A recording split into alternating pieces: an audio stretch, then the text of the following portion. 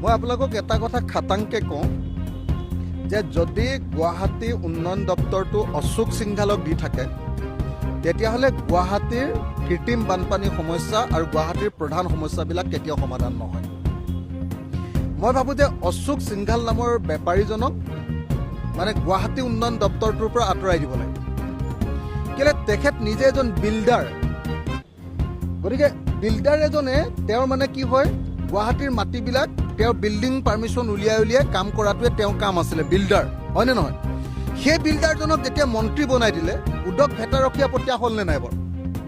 এতিয়া সেই মন্ত্ৰীজনে ক'ত মাটি আছে, ক'ত মাটি দখল কৰিব পাৰি, ক'ত মাটি লৈ তেওঁ ডাঙৰ বিল্ডিং বনাব পাৰি, ক'ত এপাৰ্টমেণ্ট বনাব পাৰি, ফ্লেট বনাব পাৰি, ক'ত বিজনেছ হাউচ বনাব পাৰি, এইবিলাক ধান্দাত থাকে তেওঁ নব।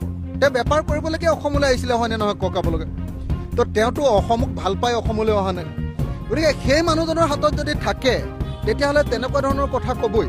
তেওঁতো ক'বই যে মেঘালয়ৰ পৰা পানী আহিছে, গতিকে মেঘালয়ৰ পৰা অহা পানীয়ে আমি গুৱাহাটীখন যিহেতু সোমাইছে গুৱাহাটীত আমি সেই পানীৰ পৰা ৰক্ষা কৰিব নোৱাৰোঁ। তেতিয়াহ'লে চীনৰ পৰা অহা বানপানীৰ কাৰণে অসমৰ বানপানী কেতিয়াও সমস্যাৰ সমাধান নহ'ব। তেতিয়া অসমৰ পৰা যোৱা পানীৰ কাৰণে কেতিয়াও বাংলাদেশৰ পানী সমস্যাৰ সমাধান নহ'ব। তেতিয়াহ'লে বানপানী সমস্যা এটা অদ্ভুত যুক্তি। আনহাতে একেটা সময়তে আমি দেখিবলৈ পাইছোঁ যে এই গোটেই বানপানী গোটেই ঘটনাটোৰ কাৰণে আজি জগৰীয়া কৰিছে বিজেপি দলৰ ৰাজ্যিক সভাপতিজনে, কলিতা ডাঙৰীয়া, কি নাম আছিলে আমাৰ ভৱেশ কলিতা ডাঙৰীয়া। ভৱেশ কলিতা ডাঙৰীয়াই কৈছে যে গুৱাহাটীৰ মানুহৰ গাতহে দুখ বোলে গুৱাহাটীত এনেকুৱা কৃত্ৰিম বানপানী পৰে। গুৱাহাটীৰ কৃত্ৰিম বানপানীৰ কাৰণে কেৱল আৰু কেৱল বিজেপি চৰকাৰৰ গাৰত দুখ। কাৰণ বিজেপি চৰকাৰে যেতিয়া শাসনলৈ আহিছিলে তেতিয়াই তেওঁলোকে প্ৰতিশ্ৰুতি দিছিলে যে প্ৰথমতেই তেওঁলোকে গুৱাহাটী কৃত্ৰিম বানপানী সমস্যাৰ সমাধান কৰিব। তেওঁলোকৰ প্ৰথম আৰু প্ৰধান প্ৰতিশ্ৰুতি আছিলে গোটেই অসমৰ বানপানী সমস্যাৰ বানমুক্ত অসম তৈয়াৰ কৰা আৰু গুৱাহাটীত বানমুক্ত গুৱাহাটী তৈয়াৰ কৰা। এইটো আছিলে তেওঁলোকৰ প্ৰতিশ্ৰুতি। সেই প্ৰতিশ্ৰুতি তেওঁলোকে পূৰণ কৰিব পৰা নাই। এতিয়া তেওঁলোকে য'তে ত'তে অপৰিকল্পিতভাৱে য'তে ত'তে কিছুমান ডাঙৰ ডাঙৰ আপোনাৰ এনেকুৱা ধৰণৰ অভাৰব্ৰিজ বনাইছে। যি অভাৰব্ৰিজবিলাক বনাওঁতে মই কৈছিলোঁ যে এইবিলাক কমিশ্যন খাবলৈ বনাইছে।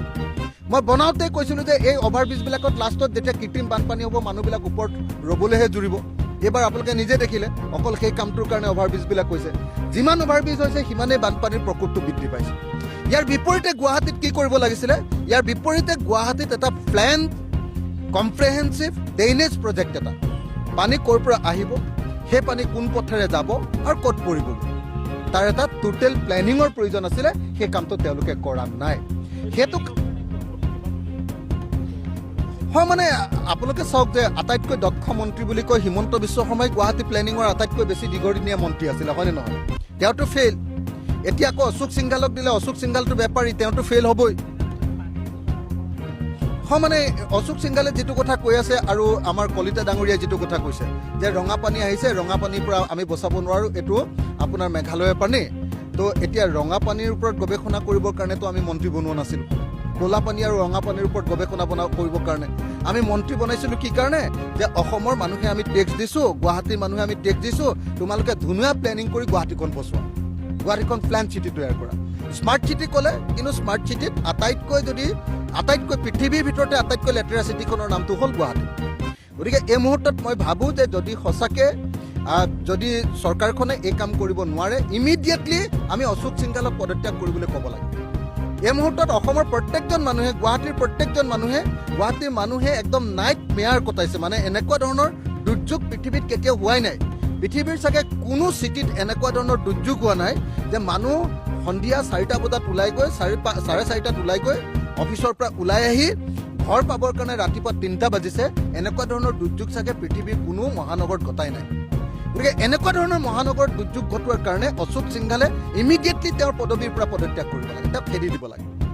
আৰু হিমন্ত বিশ্ব শৰ্মাই ডাঙৰ ডাঙৰ কথা কৈ থকাতকৈ এটা প্লেন কৰি এইটোৰ ওপৰত কেবিনেট বৈঠক পাতিব লাগে। ইমান যে কেবিনেট বৈঠক দৈনিক পাতি থাকে, ভোজমেলবিলাক কৰি থাকে, তেওঁলোকে গুৱাহাটীৰ ওপৰত এখন কেবিনেট বৈঠক নাপাতে কি? আৰু মইতো ভাবোঁ যে গুৱাহাটীৰ নাৱৰ ওপৰত কেবিনেট বৈঠক পাতক।